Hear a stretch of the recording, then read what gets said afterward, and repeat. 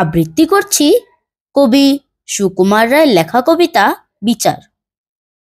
ইঁদুর দেখে মামদো কুকুর বললে তেরে হেঁকে, বলবো কি আর, বড়ই খুশি হলেম তোরে দেখে।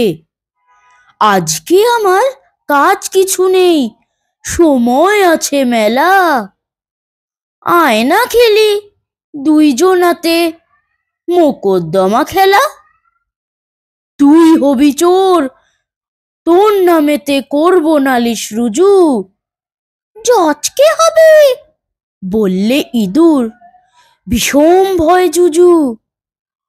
কোথায় উকিল পেয়াদা পুলিশ, বিচার কিসে হবে? মামদো বলে, তাও জানিস নে, শুন বলে দিই তবে। আমি হব উকিল হাকিম, আমি হব জুরি। কান ধরে তোর বলবো, বেটা ফের করেছিস চুরি। শটান দেব ফাঁসির হুকুম অমনি একেবারে।